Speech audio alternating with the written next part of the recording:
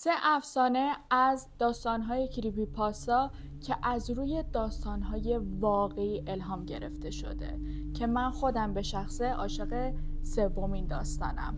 سلام، من کیانا هستم و خوش اومدین به ویدیوی خودتون. اول از همه ببینیم که اصلا کریپی‌پاستا چی هست. یه زمانی موجوداتی مثل اسلندرمن یا سایرن هد خیلی توی فضای مجازی پیچیده بود. عکس و فیلمایی هم ازشون پخش میشد که انگار واقعی‌ان و خیلی از مردم هم ادعا میکردن که این موجودات رو دیدن. کلمه کریپی پاستا از کاپی پاستا یا همون کپی پاستا الهام گرفته شده و کلا کریپی پاستا یعنی داستان‌های ترسناکی که بین مردم پخش میشه و این داستان‌ها به شکل‌های مختلفی هست.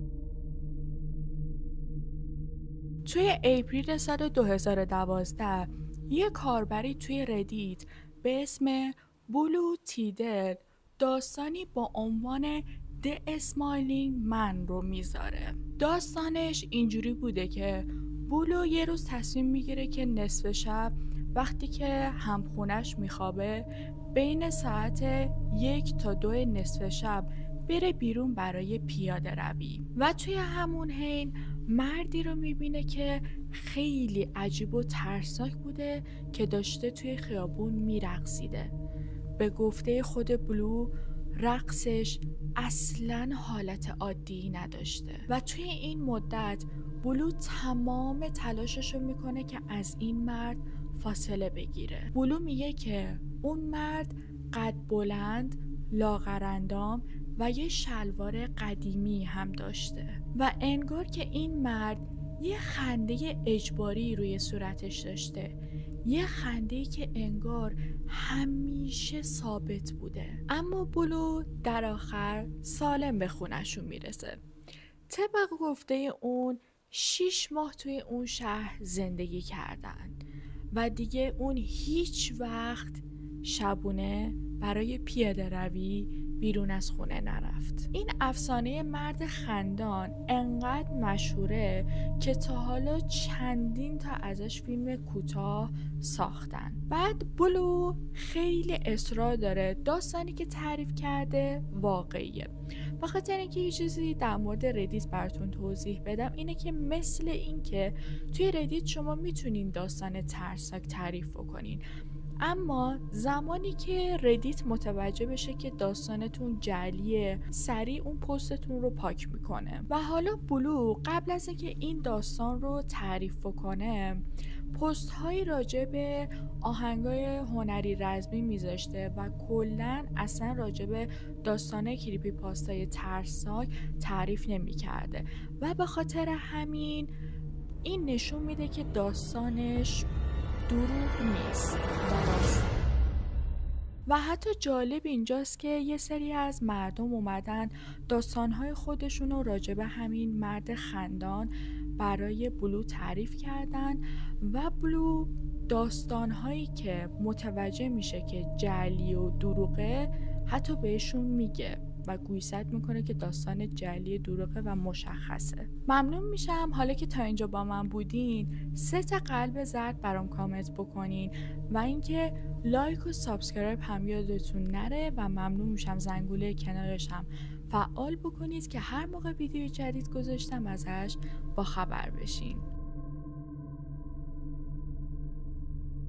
تو اپریل سال 2015 یک کاربر ردیت با یه اسم خیلی مرموزی به اسم I'm sorry Michael یه داستانی رو منتشر کرد با عنوان No Sleep یا همون بدون خواب. این کاربر ردیت میگه که توی زمین بازی داشته بچه ها رو یا نگاه میکرده یا حالا توی زمین بازی بوده.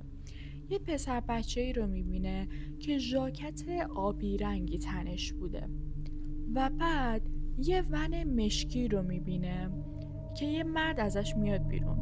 اون مرد هم یه کاستوم خرس پوشیده بوده که خیلی کاستومش هم بیکیفیت و کثیف بوده و بعد میاد سمت این پسره و بهش میگه که من توی ماشینم آب نبات دارم به خاطر همین این موضوع این پسره رو میکشونه به سمت ون، تو پشت ون میذاره و پسره رو با خودش میبره.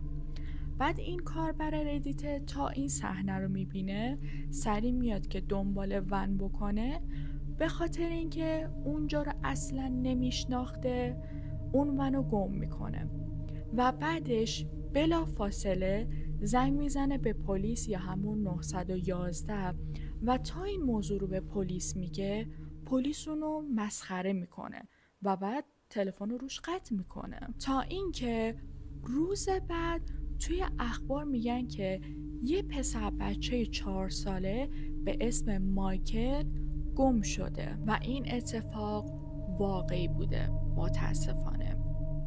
تو تاریخ 24 مارس سال 1991 مادر مایکل اونو به زمین بازی میبره که بخواد فوتبال تمرین بکنه.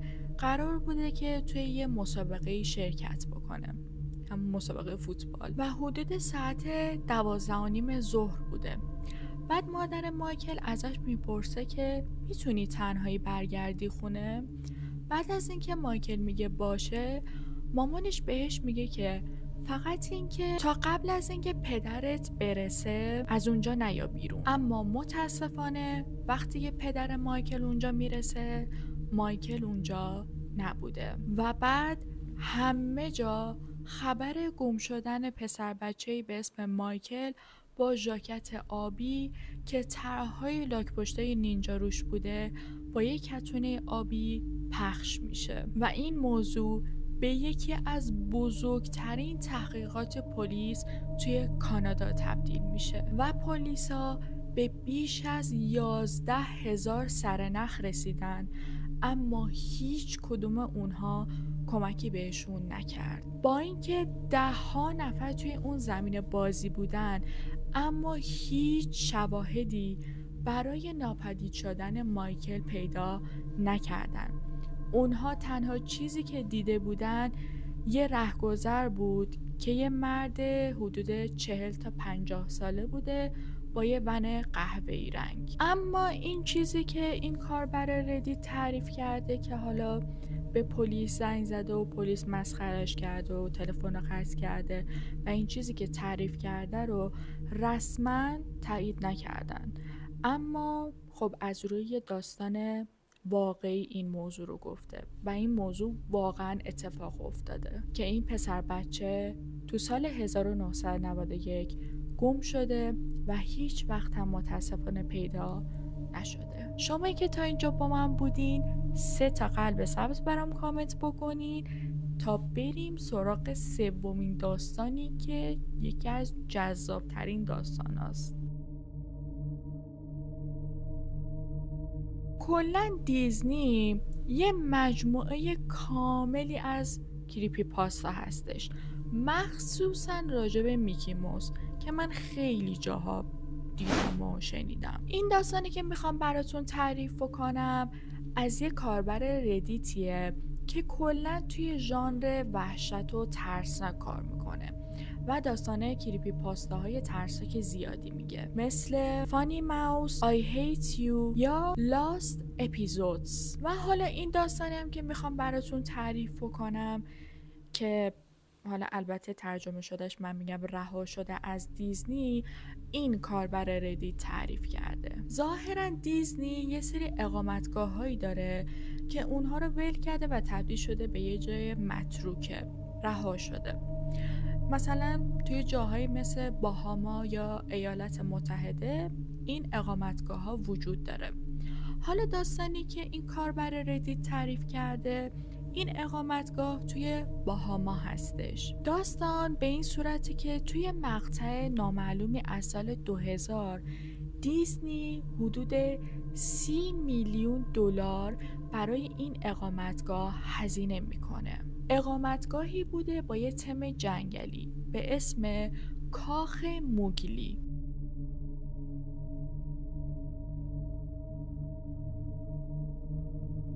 به گفته این کاربر ردیت ظاهراً کلاً این پروژه دیزنی خیلی بحث برانگیز بوده، به خاطر اینکه از همون اول خیلی مثل این که دنگ و فنگ داشته که دیزنی بخواد این زمین رو برای خودش بگیره و این اقامتگاه رو بسازه. و نویسنده این داستان ادعا میکنه که اونجا رفته و یه سری عکس‌ها از اونجا گرفته. این اقامتگاه سالهاست که خالیه و متروکه شده، جوری که دیواراش و کلن اونجا مثل یه خرابه شده و پوسیده و حتی یه سری وسیله هم از اونجا برداشتن یا دزدیده شده و یه سری وسیله ها مونده مثل میز و یه سری یخچال و مجسمه ها که یه زمانی برای اونجا کاربردی بوده. و دیزنی هم حتی بعد از اینکه از اونجا رفته حیوانات عجیب غریبی اونجا نگهداری میکرد و داشته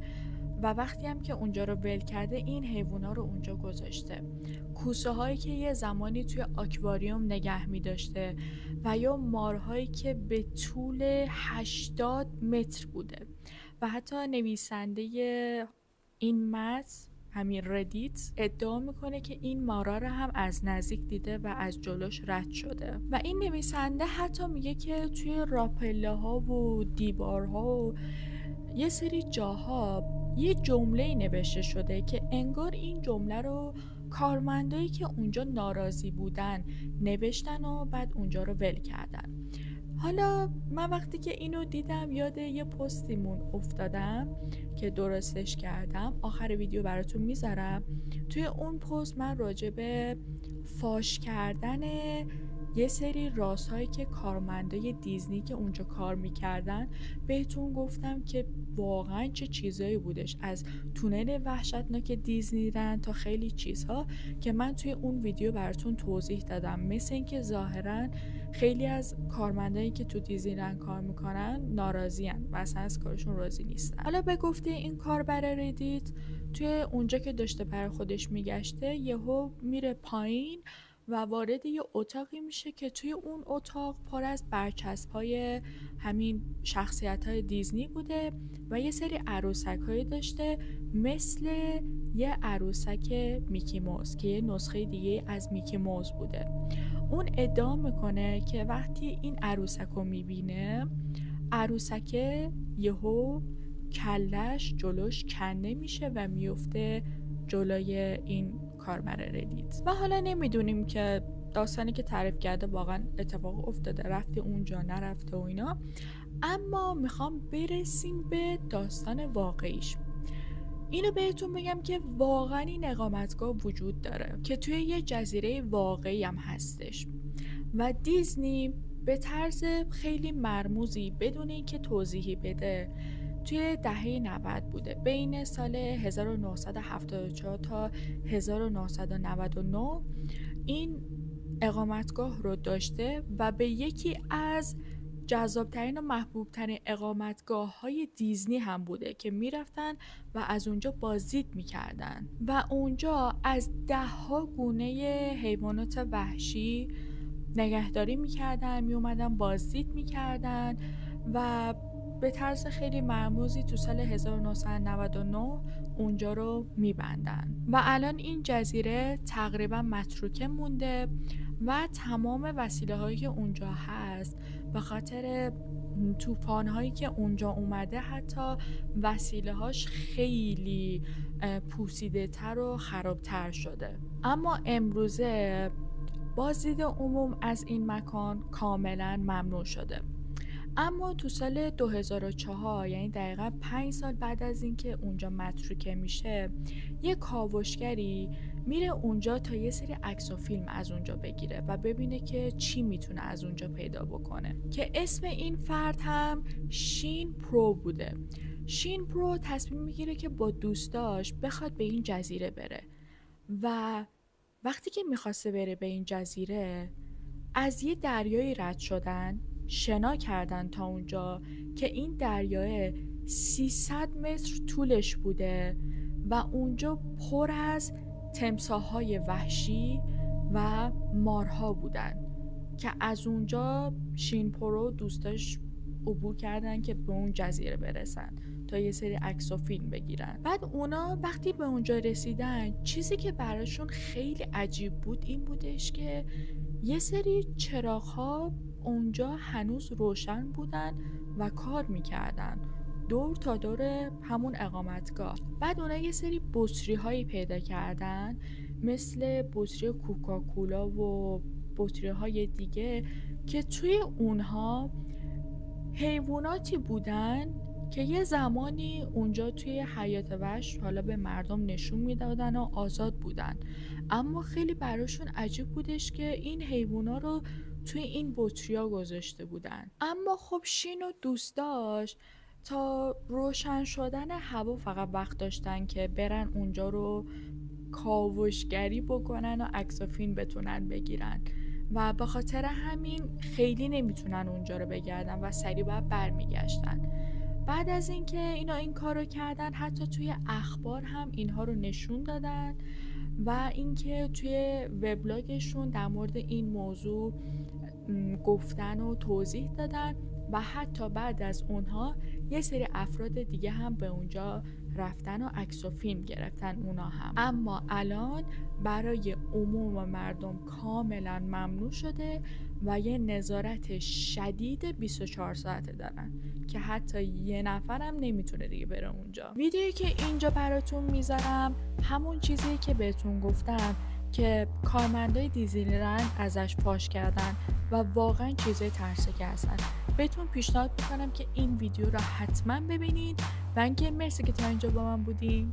خدافظ.